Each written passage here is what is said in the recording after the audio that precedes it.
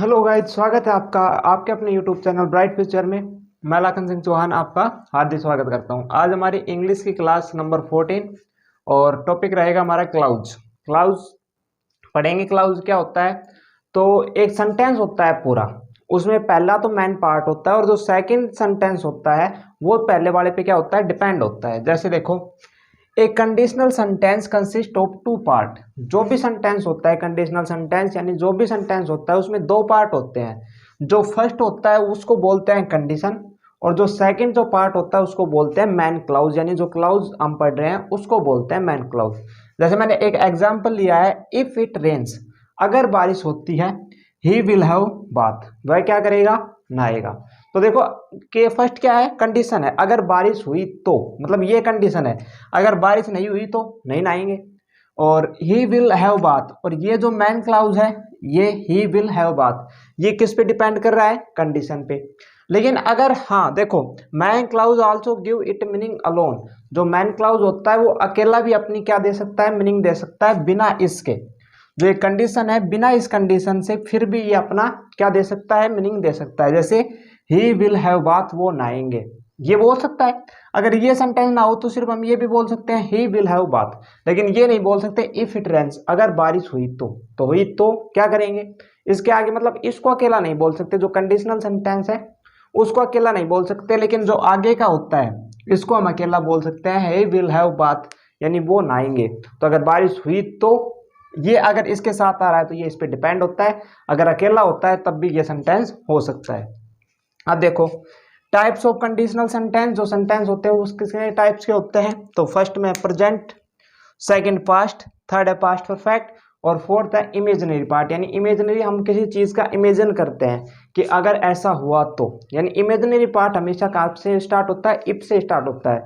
तो अब हम इसके जो पार्ट से जो क्वेश्चन बनते हैं, कैसे कैसे क्वेश्चन बनते हैं वो पढ़ेंगे, और उसके साथ साथ उसके एग्जाम्पल भी करते हुए चलेंगे। तो चलते हैं अगले स्लाइड में, पहला देखते हैं प्रेजेंट टेंस और पास्ट टेंस को एक स्लाइड में देख लेंगे, उसके बाद पास्ट परफेक्ट और इमेजिनरी को एक स्लाइड में देख लेंगे। तो अगली स्लाइड में चलते हैं, उसमें हम देखते हैं प्रेजेंट और पास्ट टेंस।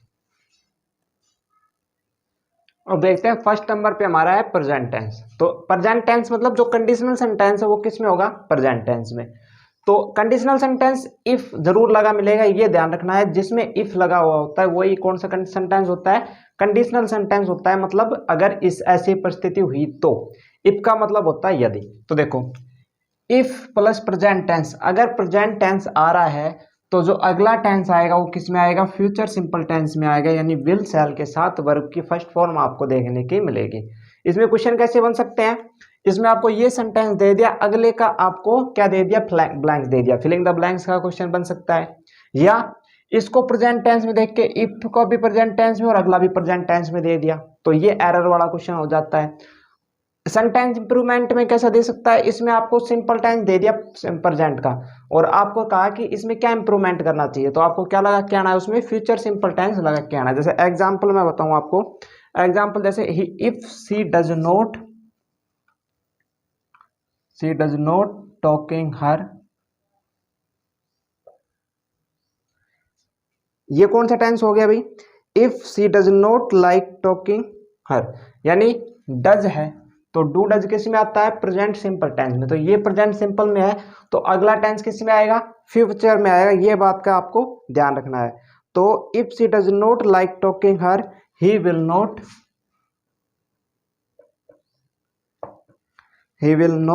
फोर्स हर, तो वो उसको क्या नहीं करेगा, फोर्स नहीं करेगा, दबाव नहीं डालेगा। अगर वह उससे बात करना नहीं चाहती है तो वो उस पर दबाव नहीं डालेगा। तो देखो if she does not talking हर, यहाँ पे सी आएगा, सी विल नॉट फोर्स हर। तो देखो सी डज नॉट, इसमें क्या है, वर्ब की फर्स्ट फॉर्म नहीं है, डू डज है और टॉकिंग है। तो डू डज किस में आता है भाई, प्रेजेंट सिंपल में, तो अगला किस में आएगा, विल सेल में आएगा। इसमें तो विल लग रहा है, यानी ये किस में है, फ्यूचर में। अगर इसमें आपको वो एरर का क्वेश्चन देता तो वो ऐसे लिखता, she does not talking her, she does not force her. तो यहाँ पे भी डज नॉट, यहाँ पे भी डज नॉट नहीं आ सकता। अगर इफ के साथ आ रहा है तो ये डज में आ रहा है तो ये किस में आएगा, विल सेल में आएगा। सेकंड देखो पास्ट टेंस, अगर पास्ट टेंस होता है तो वो फ्यूचर सिंपल में ही होता है, लेकिन एक शर्त ये ध्यान रखना है, विल सेल की जगह वहां पे क्या लिखे मिलेगा आपको, वुड मिलेगा। वुड के साथ वर्ब की फर्स्ट फॉर्म आती है। जैसे एग्जांपल इसका दूं मैं, पास्ट टेंस की क्या होती है भाई, पास्ट टेंस में होता है सब्जेक्ट के साथ वर्ब की सेकंड फॉर्म आती है, ये ध्यान रखना है। जो पास्ट सिंपल टेंस होता है उसमें सब्जेक्ट होता है, वर्ब की सेकंड फॉर्म होती है। देखो, इफ सी लर्न इंग्लिश, तो भाई लर्न यानी लर्न की सेकंड फॉर्म आई है, यानी कौन सा टेंस है ये, पास्ट सिंपल टेंस है। तो अगला वाला जो फ्यूचर सिंपल में आएगा, लेकिन किसके साथ आएगा, वुड के साथ आएगा। She would work in MNC company, यानी वह अगर इंग्लिश सीख लेती थी तो she would work in MNC company, तो वो किस में काम करेगी, एमएनसी कंपनी में काम करेगी। तो अगर पास्ट टेंस आ रहा है तो वो फ्यूचर सिंपल में होगा, लेकिन विल वुड विल शैल की जगह क्या मिलेगा, वहां पे वुड मिलेगा और वर्ब की फर्स्ट फॉर्म। तो हमारा प्रेजेंट क्लियर हो गया, पास्ट क्लियर हो गया। अब चलते हैं हम कौन सा, पास्ट परफेक्ट टेंस होता है हेड वाला, और उसके बाद इमेजिनरी पार्ट है उसको करेंगे। तो चलते हैं अगले वाली स्लाइड में। अब अपना थर्ड देखते हैं। थर्ड टैग है पास्ट परफेक्ट। अगर कंडीशनल सेंटेंस पास्ट परफेक्ट में होता है तो पास्ट परफेक्ट की आपको पहचान पता है क्या होता है, हेड के साथ वर्ब की थर्ड फॉर्म आती है। तो इसमें जो सेंटेंस अगला वाला सेंटेंस आएगा वो वुड, पिछले वाले में वुड आया था जब सेकंड फॉर्म आ रही थी, इसमें वुड हैव के साथ वर्ब की थर्ड फॉर्म आई है। पिछले दोनों टेंसों में वर्ब की फर्स्ट फॉर्म आई थी, इसमें क्या है, वर्ब की थर्ड फॉर्म है। तो इसका एग्जाम्पल देख लेते हैं। इसका एग्जाम्पल देखते हैं भाई, इफ सी हैड रन, अगर वह दौड़ेगी तो रन की थर्ड फॉर्म भी क्या होती है, रन ही होती है। इफ सी हैड रन, यहाँ पे हैड आया है, वर्ब की थर्ड फॉर्म आई है, यानी ये कौन सा टेंस आ रहा है, पास्ट परफेक्ट। यानी अगले वाला जो टेंस आएगा वो किस में आएगा, वुड हैव के साथ वर्ब की थर्ड फॉर्म आएगा। If she had run, she would have, क्या जाएगा, she would have sit, sit की थर्ड फॉर्म क्या होती है, सिट सेट सिटन। तो इसमें देखो सी वुड हैव, पकड़ने को क्या कहते हैं इंग्लिश में, उसकी आएगी थर्ड फॉर्म। तो इसमें आ जाएगा इफ सी हैड रन, यहाँ पे नोट रन लिखो, if she had not run she would have left the train. If she had not run, अगर वह दौड़ेगी नहीं तो she would have left the train, वो क्या कर देगी, ट्रेन को लेफ्ट कर देगी, वुड हैव आएगा। यहाँ पे हैड आया है तो यहाँ पे क्या आएगा, वुड हैव आएगा।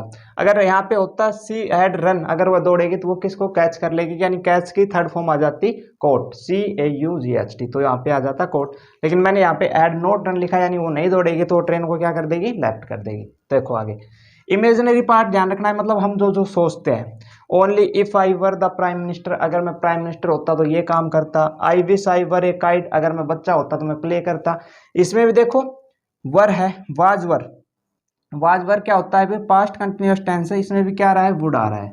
एक बात सबसे इंपॉर्टेंट नोटिस करने वाली बात यह है, ये ध्यान रखना है, अगर कभी भी इफ आ रहा है तो आई के साथ हमेशा क्या आएगा, वर आएगा। चाहे वो आई हो यहाँ पे, चाहे ही हो, चाहे सी हो, ये मत सोचना इसके साथ वाज आएगा, गलत।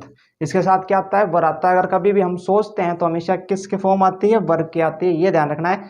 इससे बहुत ज्यादा एरर के क्वेश्चन बनते हैं, क्योंकि एरर में अगर आपको दे देता है ए पार्ट में कि if I was prime minister, अगर मैं प्राइम मिनिस्टर होता तो वाज नहीं आता, क्या आता है, वर आता है। चाहे वो ही हो, सी हो, दे हो, इट हो, कुछ भी, सबके साथ क्या आता है, वर आता है। तो ये छोटा सा एक हमारा चैप्टर था क्लाउज का, इससे ज्यादा कोई क्वेश्चन नहीं बनते, बस यही कुछ पार्ट थे कि अगर पास्ट जो प्रेजेंट टेंस होता है तो उसके साथ फ्यूचर सिंपल आता है, पास्ट सिंपल होता है उसके साथ वुड के साथ वर्ब की फर्स्ट फॉर्म आती है, फ्यूचर ही आता है, लेकिन विल शैल की जगह क्या आता है, वुड आता है।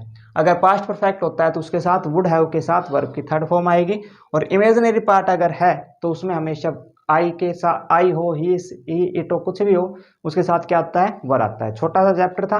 आशा करता हूँ आज की वीडियो आपको पसंद आई होगी।